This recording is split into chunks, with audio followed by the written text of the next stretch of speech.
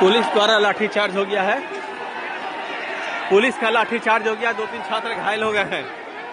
Police का लाठीचार्ज है, यहाँ पर लाठीचार्ज घायल हो गए हैं। यह देखिए पुलिस का लाठीचार्ज है, पुलिस का लाठीचार्ज यहाँ लाठीचार्ज हो गया है और काफी लोग घायल हो गए हैं।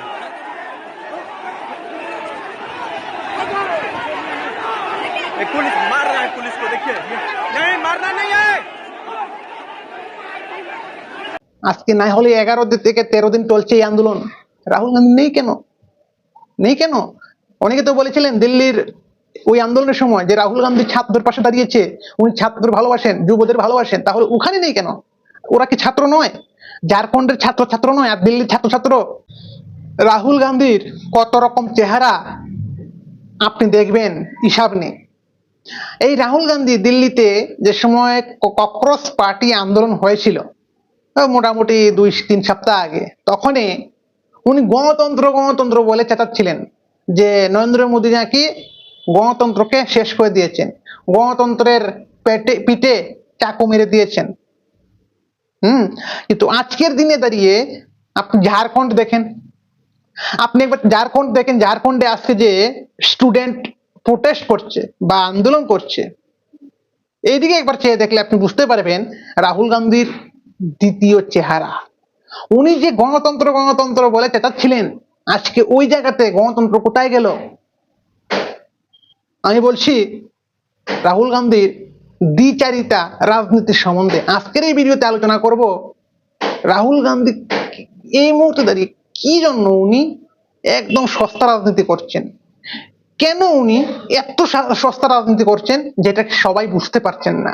অনেকে ওনাকে তো ভগবান মনে করেন, যে উনি ভারতের ছাত্রদের প্রতি মায়া দয়া দেখান, উনি ছাত্রদের প্রতি পাশে দাঁড়িয়েছেন।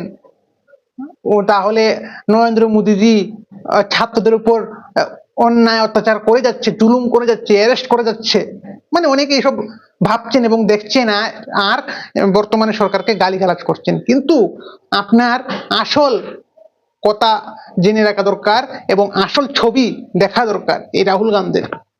আমি ফাঁস করবো আজকে এই রাহুল গান্ধীর আসল চেহারা। কিছুদিন আগে আপনি দেখেছেন নিট পরীক্ষা নিয়ে, এই নিট পেপার লিক নিয়ে দিল্লির যন্তর মন্তরে একটা বিরাট বড় আন্দোলন হয়েছিল। এই আন্দোলনটা না হলেও কমসে কম 26 দিনের মতো চলেছিল। 26 দিন, হ্যাঁ 26 দিন। তো ওই 26 দিনের যে আন্দোলনটা চলেছিল খুব ভয়ানক তীব্র আকার নিয়েছিল। ধীরে ধীরে আপনি দেখেছেন ওখানে একটা তীব্র জনসংখ্যা হয়েছিল এবং সরকারের উপর একটা চাপ সৃষ্টি করেছিল। এদের একটাই লক্ষ্য ছিল এই শিক্ষামন্ত্রীর ইস্তফা, মানে পদত্যাগ করানো, দাবি একটাই ছিল। প্রথম দিকে যদি একবার খেয়াল করেন যে এই ছাত্র আন্দোলনটা ছোট্ট ছিল, ছাত্র আন্দোলন ওখানে কোনো ছাত্রই ছিল না, শুধু ছিল কয়েকজন ওই যে সিজিপি, অভিজিৎ দীপকে, সৌরভ দাস, এদের মতো কিছু ককরোচ পার্টির নেতা ছাড়া 2-3-4টা ছাত্র ছিল, তেমন একটা মানুষ ছিল না। ধীরে ধীরে যখন কিছু মানুষ বাড়তে শুরু করে, তখন দেখা যায় 20 জুলাইয়ের দিন কি হয়েছিল, ওখানে এই রাহুল গান্ধী পুরোপুরি এন্ট্রি করে দেয়।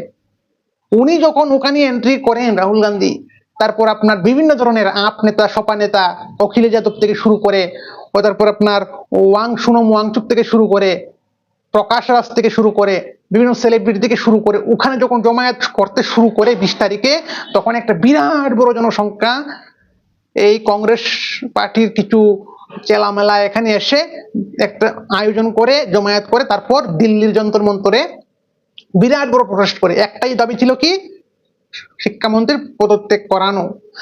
তখন এই চেহারা দেখেই আমাদের ভারতের বিভিন্ন বড় বড় সেলিব্রিটি থেকে শুরু করে, ইউটিউবার থেকে শুরু করে, মানে বলতে পারেন ওই সময় 99% সরকারের খিলাফ, মানে সরকারের বিপক্ষ হয়ে গেছিল, যে না রাহুল গান্ধী ঠিক করছে, রাহুল গান্ধী এই ছাত্রদের পাশে দাঁড়িয়েছে, এই ছাত্ররা তাদের নিজের দাবি তুলেছে, এইটা কোনো অন্যায় নয়, সরকার এদেরকে দাবাতে পারবে না, সরকার এদেরকে কিছু করতে পারবে না, কারণ এদের দাবি এটা, এদের এটা গণতন্ত্রের মধ্যে এটা পরে সরকার চাপিয়ে রাখতে পারবে না, এর মধ্যে কোনো পুলিশি লাঠিচার্জ চলতে পারবে না, কিছু করতে পারবে না। এটা নিরাপত্তা আরো বেশি করে বাড়িয়ে দেবে পুলিশ। মানে সেই সময় একটা আওয়াজ তোলা হয়েছিল যাতে সরকার এদেরকে কিছু চাপ না দিতে পারে, সরকার এদের উপর কোনো লাঠিচার্জ না করতে পারে। কিন্তু দেখা গেল সেই জায়গাতে সুন্দরভাবে শান্তিপূর্ণ প্রবেশ হয়েছে, কিন্তু কিছু বিশৃঙ্খলা হয়েছে। কারণ যখন তারা একটু ভায়োলেশন করতে শুরু করে, যখন তারা সংসদের ভেতর যাওয়ার জন্য চেষ্টা করে, তখন পুলিশ কিছু একটা হস্তক্ষেপ করে, কিন্তু পুলিশ তেমন একটা লাঠিচার্জ করেনি। আর যারা যারা লাঠিচার্জ করেছে অবশ্যই দেখেছেন তারা কোনো ছাত্র ছিল না। ওখানে ছাত্র নামে বিভিন্ন ধরনের ছোটা ছোটা গ্যাং, ভারতের বিভিন্ন রকম কুকস্টার গ্যাং, যেমন তাদের নামে মামলা আছে আগে থেকেই, তাদের উপর লাঠিচার্জ করেছে এবং তাদেরকে গ্রেফতারও করেছে আমাদের দিল্লি পুলিশ। এইটুকু আমি বললাম, আর বলবো না। এখান থেকে আমি একটু যদি নজর ঘুরিয়ে ঝাড়খণ্ডে নিয়ে যাই, তাহলে আপনি দেখেন আজকে ঝাড়খণ্ডে যে একটা আন্দোলন হচ্ছে, এই আপনার গতকাল এর আগের দিনও একবার একটা আন্দোলন হয়েছে, বিরাট বড় আন্দোলন লক্ষ্য হেমন্ত সোরেনের ইস্তফা, মানে ঝাড়খণ্ড আপনার মুখ্যমন্ত্রী ইস্তফা পদত্যাগ করানো। দাবি একটাই, নিট পরীক্ষার নিট প্রশ্নপত্র লিক হয়েছে, তো তার জন্য ওইখানে অনশনে বসছে এবং তার পাশাপাশি অনেক বড় একটা জমায়েত হয়েছে। কিন্তু সেই জায়গাতে দেখেন কোনো গালাগালি নেই, কোনো আপনার হিংসা নেই, শান্তিপূর্ণ, যাকে বলে পুরোপুরি শান্তিপূর্ণ। ওখানে কেউ যদি বাইরে থেকে গিয়ে ঝামেলা সৃষ্টি করার জন্য যায়, তাহলে তাদেরকেই ওখান থেকে তাড়িয়ে দেওয়া হচ্ছে যে তোমরা যাও, আমাদের দরকার নেই। কিন্তু সেখানে একবার দেখেন রাহুল গান্ধী নেই, সেখানে একবার চেয়ে দেখেন রাহুল গান্ধী নেই। আজকে না হলে 11 দিন থেকে 13 দিন চলছে এই আন্দোলন, রাহুল গান্ধী নেই কেন? অনেকে তো বলেছিলেন দিল্লির ওই আন্দোলনের সময় যে রাহুল গান্ধী ছাত্রদের পাশে দাঁড়িয়েছে, উনি ছাত্রদের ভালোবাসেন, যুবদের ভালোবাসেন, তাহলে ওখানে নেই কেন? ওরা কি ছাত্র নয়? ঝাড়খণ্ডের ছাত্র নয় আর দিল্লির ছাত্র? কারণ কি মানে দিল্লি রাজনীতিটা হচ্ছে বিজেপির, তাই তো? মহারাষ্ট্রের আপনার যে রাজনীতি হচ্ছে এটা হচ্ছে বিজেপির। এই জন্য বিজেপির স্টেট দেখে দেখে প্রতিবাদ করা হচ্ছে, এটাই লক্ষ্য হচ্ছে রাহুল গান্ধীর। না হলে 13 থেকে 14 দিন হতে যায়, আজকে সেই ঝাড়খণ্ডে এত বড় আন্দোলনের মধ্যে আজকে রাহুল গান্ধী যায়নি কেন রাহুল গান্ধী ওদের পাশে দাঁড়ায়নি? আর সবচেয়ে বড় কথা, রাহুল গান্ধী যে গণতন্ত্র বলেছিলেন, মানে চেঁচাচ্ছিলেন, তাহলে আজকে এই ঝাড়খণ্ডে আপনি একবার দেখেন বর্ডারে যেরকম তার কাটা দেওয়া থাকে আমাদের, যাতে কোনো অনুপ্রবেশকারী ভারতে না ঢুকতে পারে, ভারতে প্রবেশ না করতে পারে, যদি ঢুকতে গেলে তাদের কাটা জিতে যাবে, কাটা তার যাকে বলে, ভয়ঙ্কর 4 লাইনের কাটা তার ঝাড়খণ্ডে সেট করে দিয়েছে মুখ্যমন্ত্রী হেমন্ত সোরেন। উনার নির্দেশেই ঝাড়খণ্ডে পুরোপুরি রাতারাতি কাটাতার দিয়ে দিয়েছে, যাতে বিধানসভা ঘেরাও না করতে পারে ছাত্ররা। একদম 4 লাইন।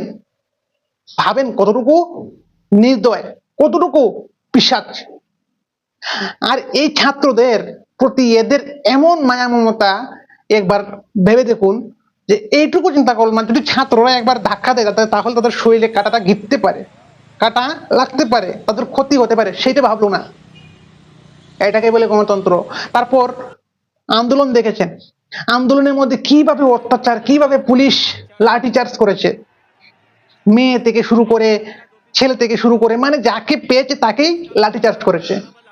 এবং এক্সপায়ার ডেট আপনার কি বলে, যাকে বলে শেল, যেটা দিয়ে ছত্রভঙ্গ করানো হয়, এক্সপায়ার ডেট শেল নিক্ষেপ করেছে।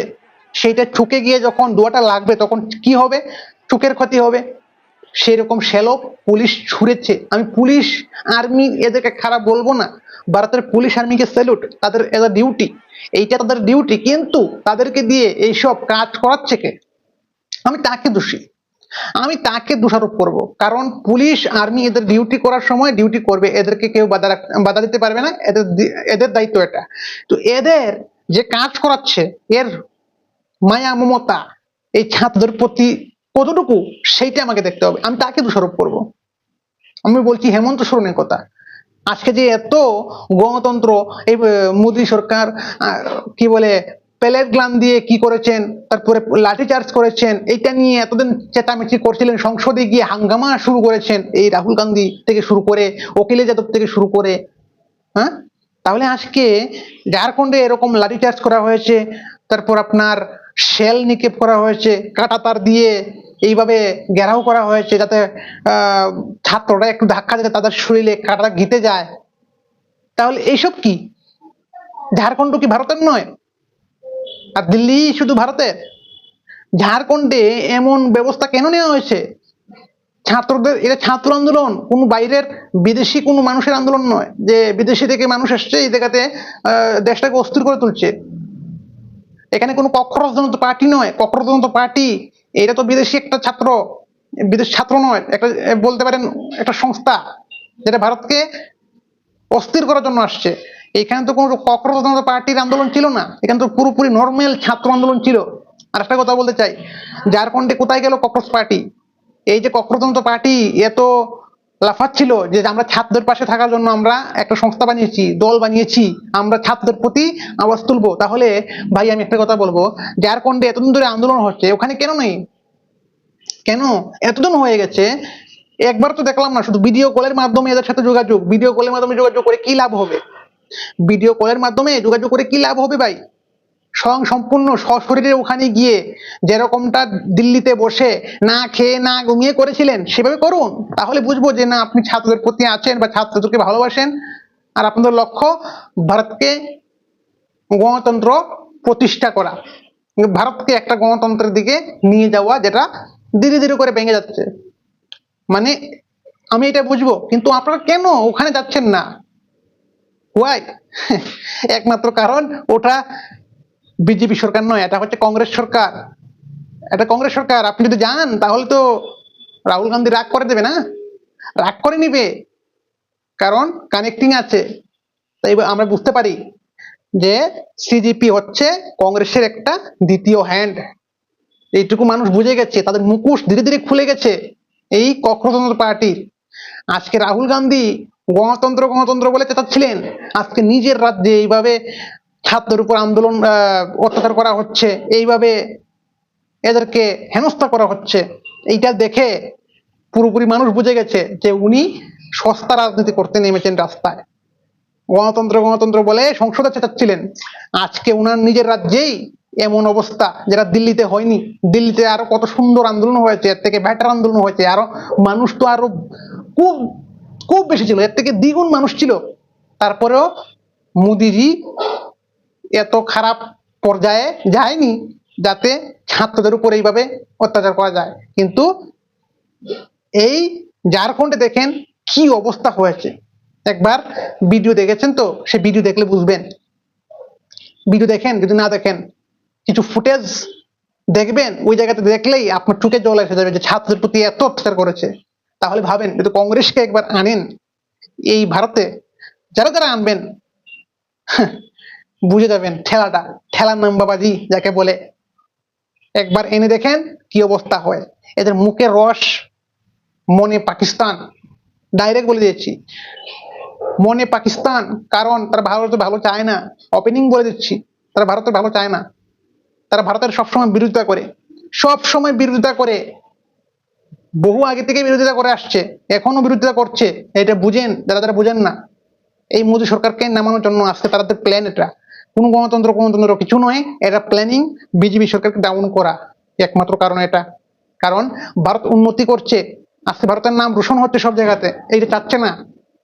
তারা বিদেশি যারা যারা আমেরিকা থেকে শুরু করে, চায়না থেকে শুরু করে, পাকিস্তান থেকে শুরু করে বিভিন্ন বড় বড় দেশ, তাদের একমাত্রই এখন চিন্তা ভারত, তাদের একমাত্র টেনশন ভারত। এটাকে যে করে হোক ডাউন করতে হবে, আর সেই ডাউন করার পদক্ষেপ এই রাহুল গান্ধী নিয়েছেন। এই রাহুল গান্ধী নিয়েছেন, তার জন্য এরকম করছেন। আজকে ভারতের কত নাম, কত ভারতের মধ্যে এসে বড় বড় নেতারা নিবেশ করে যাচ্ছে, ইনভেস্ট করে যাচ্ছে। এইসব ইনভেস্ট কি জন্য? ভারতের উন্নতির জন্য। আর সেইটা দেখে পারছে বাইরের দেশের মানুষের, বাহির দেশের মানুষের পারছে এটা দেখে। তাই এই ভারতকে ডাউন করার জন্য এই রাহুল গান্ধীকে হস্তক্ষেপ করা হয়েছে। এইটুকু বুঝুন। এইটুকু না বুঝলে কিছু করার নেই, নিজের পায়ে কোড়াল নিজেই মারবেন। দেশটা আপনার, আমার, তাই ভালো মন্দ আমাদের বুঝতে হবে। যাই হোক, দর্শক বৃন্দগণ অবশ্যই বলবেন আপনাদের নিজস্ব মতামত কি বলেছেন, কমেন্ট সেকশনে বলে যাবেন। আর হ্যাঁ, অবশ্যই চ্যানেলটাকে সাবস্ক্রাইব করবেন, যদি ভালো লাগে থাকে তাহলে লাইক করবেন। Thank you, best of lakh.